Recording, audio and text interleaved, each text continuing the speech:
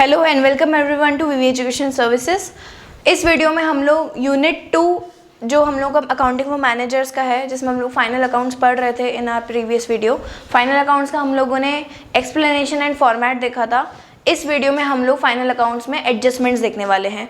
अब देखो, final accounts बनाते टाइम हम लोगों से अगर कुछ गलती हो जाए या हम लोगों को कोई चीज़ एडजस्ट करनी हो फाइनल अकाउंट्स बनाने के बाद, तो हम लोग उसमें एडजस्टमेंट्स किस तरीके से करते हैं, आज हम लोग एडजस्टमेंट एंट्रीज यहाँ पे सीखने वाले हैं। तो एडजस्टमेंट एंट्रीज आपकी काफ़ी सारी होती हैं, जिसमें से 5 इंपॉर्टेंट मैं इस वाली वीडियो में आपको समझाने वाली हूँ।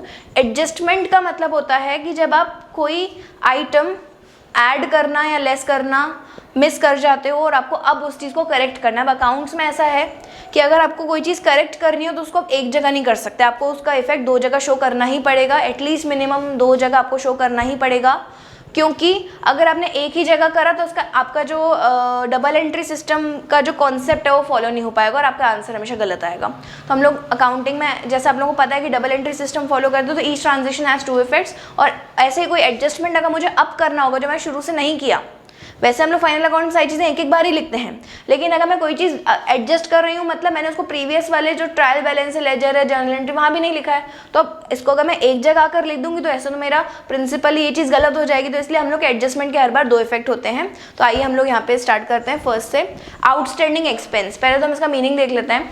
आउटस्टैंडिंग एक्सपेंस मतलब कोई ऐसा खर्चा जो आपका इस साल का रह गया है करने को। मतलब फॉर एग्जाम्पल, आपने इलेक्ट्रिसिटी कंज्यूम कर ली लेकिन अभी बिल देना बाकी है, आपने अपने वर्कर्स से काम करवा लिया लेकिन सैलरी देना बाकी है, तो वो सारे ड्यू एक्सपेंडिचर्स जो हमारे इस पर्टिकुलर साल के रहते हैं उसको हम बोलते हैं आउटस्टैंडिंग एक्सपेंस। आउटस्टैंडिंग एक्सपेंसेस के 2 इफेक्ट ये होते हैं कि पहला कि वो मेरी लायबिलिटी होती है। वाई? बिकॉज कहीं ना कहीं मैं उनसे काम ले चुकी हूँ, मैं उनसे बेनिफिट ले चुकी हूँ, मुझे अब उनको पे करना ही पड़ेगा, तो इट बिकम्स माई लायबिलिटी।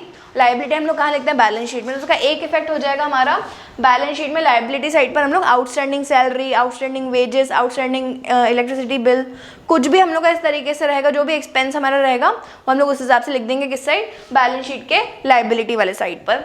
दूसरा इसका इम्पैक्ट ये रहेगा कि ये खर्चा हमने किया नहीं लेकिन है तो इसी साल का, एक्सपेंस जो है वो रिलेट तो इसी साल को करता है। हम लोग P&L अकाउंट बनाते हैं पूरे 1 साल का, तो कायदे से जो मेरा अभी का प्रॉफिट दिख रहा है उसमें ये खर्चा मुझे शो करना चाहिए। वाई? बिकॉज हम लोग अकाउंटिंग पीरियड प्रिंसिपल भी फॉलो करते हैं। हम लोग अकाउंटिंग प्रॉपर पूरे 12 महीने 1 अप्रैल से 31 मार्च की करते हैं। तो ये खर्चा मैंने करा तो 1 अप्रैल से 31 मार्च के बीच में ही है, लेकिन मैंने उसका इम्पैक्ट जो है वो मैं मतलब कैश में आई एम गोइंग टू पे it in the next year, but at least उसका इम्पैक्ट मुझे अभी शो करना पड़ता है। अक्रूअल बेसिस हम लोग फॉलो करते हैं। तो सारे जो हम लोग ने प्रिंसिपल्स पढ़े हुए हैं वही सारे प्रिंसिपल्स यहाँ पर हम लोग अप्लाई करेंगे। तो उसका दूसरा इफेक्ट क्या हो जाएगा?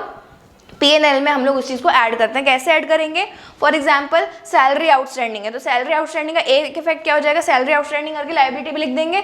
दूसरा, हमारी कुछ सैलरीज पेड भी होंगी, तो जो सैलरी मेरी पेड होंगी उसमें मैं इस चीज़ को ऐड कर दूंगी। अगर मेरी फॉर एग्जाम्पल अगर आउटस्टैंडिंग सैलरीज 4,000 है और 4,000 मेरी बची हुई है पे करने की, और बाकी मैंने जो 40,000 है वो पे कर दी, तो मेरी टोटल एक्सपेंसेस इस साल के कितने हो गए? 44,000। तो मैं क्या लिखूंगी डेबिट साइड पे P&L अकाउंट में? 2 salaries 40,000 plus outstanding salaries 4,000, final 44,000। तो कंसर्न एक्सपेंस में आपको इस चीज़ को ऐड करना है। नेक्स्ट आपका है प्रीपेड एक्सपेंस। प्रीपेड एक्सपेंस मतलब ऐसा खर्चा जो आपने पहले से ही कर दिया है बट उसका बेनिफिट आप बाद में लेने वाले हो। तो again it is not related to this year, तो ये माइनस होगा हमारा P&L और ट्रेडिंग अकाउंट में कंसर्न एक्सपेंस में से। और दूसरा, क्योंकि मैंने पे कर दिया, मुझे अगले साल पे नहीं करना, तो it becomes my asset, now I can enjoy the benefit. तो इसको मैं बैलेंस शीट में एसेट साइड पे प्रीपेड एक्सपेंस करके शो कर दूंगी। नेक्स्ट है हमारा एडवांस इनकम। एडवांस इनकम अगर आपको रिसीव हो गई कहीं से, आपने काम नहीं किया, again it is your liability to work for that person, to work for that organisation, to work for that customer, तो अगेन वो मेरी लायबिलिटी बन जाती है। तो बैलेंस शीट में लायबिलिटी साइड पे एडवांस इनकम लिख दूंगी। और जैसे कि आपको पता है कि एडवांस इनकम मतलब मैं काम इसका बाद में करने वाली हूँ, तो ये इस साल को रिलेट नहीं करता, तो P&L में इस चीज़ को मैं माइनस कर दूंगी कंसर्न एक्सपेंस में से।